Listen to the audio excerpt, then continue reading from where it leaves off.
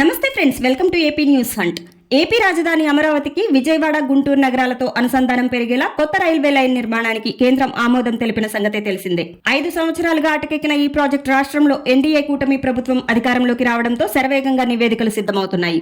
2047 కోట్ల రూపాయలతో 56 కిలోమీటర్ల మేర కొత్తగా నిర్మించే బ్రాడ్ గేజ్ మార్గం అందుబాటులోకి వస్తుంది. డిపిఆర్ కు రైల్వే బోర్డు ఆమోదం తెలిపిందని, ప్రాజెక్టుకు నీతి ఆయోగ్ ఆమోదముద్ర వేసిందని Guntur division railway manager Ramakrishna తెలిపారు. ఈ మార్గంలో కృష్ణా నదిపై భారీగా వంతెన నిర్మాణం చేపట్టబోతున్నారు. కొత్తపేట, వడ్డమాను గ్రామాల మధ్య 3 కిలోమీటర్ల మేర వంతెన ఉంటుంది.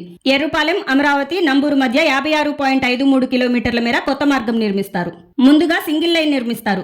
దీనికోసం గుంటూరు, పల్నాడు, కృష్ణా, ఖమ్మం జిల్లాల పరిధిలో భూసేకరణ చేయబోతున్నారు. భూసేకరణకు, నిర్మాణానికి కలిపి 2600 కోట్లు ఖర్చవుతుందని రైల్వే శాఖ అంచనా వేసింది.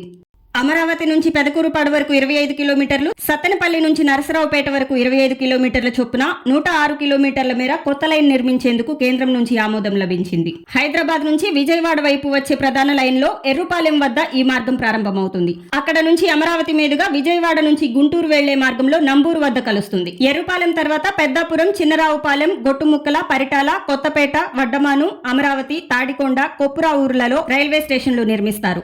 ఇందులో అమరావతి పెద్ద స్టేషన్ గా ఉంటుంది. ఇక్కడి నుంచి దేశంలోని అన్ని ప్రాంతాలకు రైళ్లు నడవబోతున్నాయి. పరిటాల రైల్వే స్టేషన్ వద్ద గూడ్స్ రైళ్లు ఎక్కువగా నిలుస్తాయి. గుంటూరు రైల్వే డివిజన్ గతేడాది 671 కోట్ల ఆదాయాన్ని ఆర్జించింది. చూశారు కదా ఫ్రెండ్స్, ఇలాంటి విలువైన సమాచారం కోసం మన ఛానల్ ని సబ్స్క్రైబ్ చేయండి. ఈ వీడియో మీకు నచ్చితే లైక్ చేసి మీ ఫ్రెండ్స్ కి కూడా షేర్ చేయండి. మీ విలువైన అభిప్రాయాలను కామెంట్స్ లో తెలియజేయండి.